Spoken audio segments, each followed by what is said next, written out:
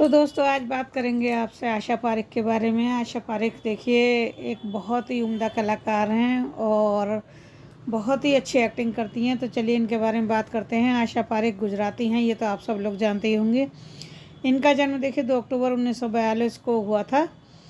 उनकी मम्मी ने उन्हें जो था उनकी माँ ने उन्हें कम उम्र में ही शास्त्रीय संगीत की शिक्षा दिलाई थी और ये आजीवन अविवाहित रहीं। क्यों अविवाहित रही थी, चलिए अब हम इस पर बात करेंगे आप लोगों से।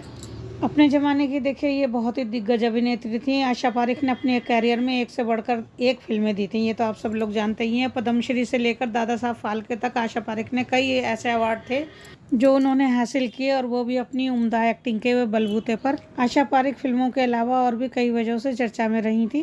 तो चर्चा उनकी देखिए प्राइवेट लाइफ की, यानी कि उनके निजी जीवन की थी, क्योंकि उन्होंने शादी नहीं की है। 81-82 साल की आशा पारेख ने आज तक शादी नहीं की है। उनकी biography Asha Parekh the hit girl में आशा पारेख ने खुद खुलासा किया था कि वो मशहूर डायरेक्टर और प्रोड्यूसर नासिर हुसैन से प्यार करती थी। वह नासिर हुसैन से शादी क्यों नहीं कर पाई, तो शादी इसलिए नहीं कर पाई क्योंकि शादी करने से पहले ही उन्हें पता था कि नासिर हुसैन शादीशुदा हैं और उनके बीवी और बच्चे हैं। आशा पारेख की नासिर हुसैन की वाइफ और उनके बच्चों के साथ अच्छी बॉन्डिंग थी, इसलिए उनको उनका घर तोड़ना अच्छा नहीं लगा। नासिर हुसैन के साथ रिलेशनशिप की खबरों के बावजूद आशा का उनकी फैमिली के साथ अच्छा रिलेशन था और उन्होंने कभी भी उनका घर तोड़ने की कोशिश नहीं की। आशा पारेख की लव लाइफ अधूरी रही, लेकिन एक बार वह अरेंज मैरिज के लिए तैयार हुई थी। उनकी एक इंडियन शख्स के साथ शादी तय हो गई थी जो अमेरिका में रहता था, मगर आशा ने इसलिए शादी करने से इनकार कर दिया था क्योंकि वो अपनी गर्लफ्रेंड को छोड़ने के लिए तैयार नहीं था। तो आशा पारेख ने शादी से इनकार कर दिया था।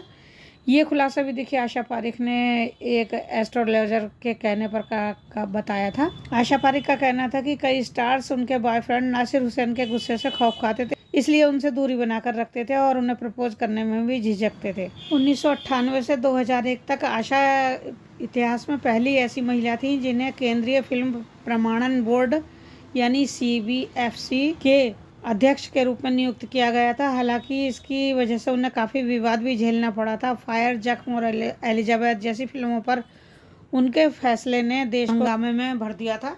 बहुत ज़्यादा हंगामा हो गया था उनके इस फैसले से। दिल दे के देखो और तीसरी मंजिल, कटी पतंग, लव इन टोक्यो, आया सावन झूम के, अन मिलो सजना, दो बदन, चिराग, पगला कहीं का, मैं तुलसी तेरे आंगन की, ऐसी बहुत सी फिल्में हैं जो आशा पारेख ने की और आशा पारेख ने बहुत से अवार्ड भी जीते।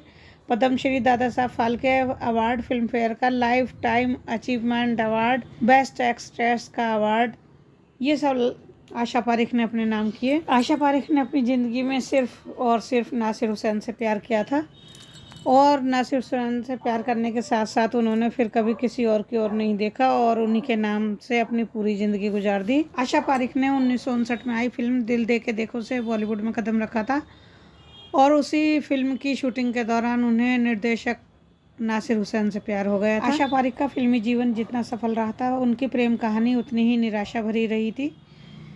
जिस शख्स से उन्होंने प्यार किया वह पहले से शादीशुदा था और इसलिए आशा पारेख ने शादी नहीं रचाई।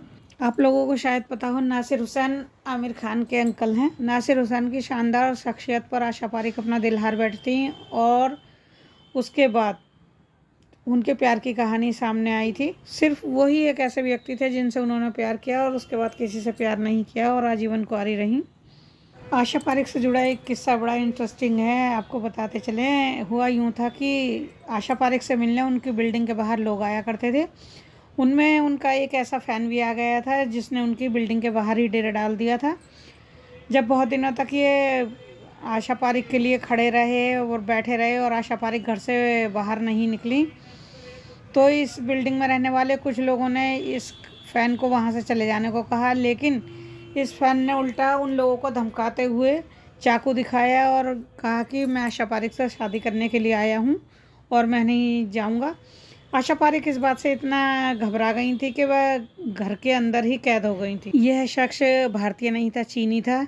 इसको पुलिस ने गिरफ्तार कर लिया था। बाद में इस शख्स ने आशा पारेख से जेल से ही लेटर लिखकर अपनी जमानत कराने के लिए आग्रह किया था। तो इस तरह के लोग आ जाते थे जिनकी वजह से फिल्म हीरो हीरोइनों को कितनी परेशानी होती है, ये आप लोग समझ ही सकते हैं। आशा पारेख अपनी नृत्य अकादमी कारा भवन की ऑनर हैं। साथ ही सांता क्रूज मुंबई में आशा पारेख हॉस्पिटल भी है, जो उनके सम्मान के लिए इन्हीं के नाम पर रखा गया है।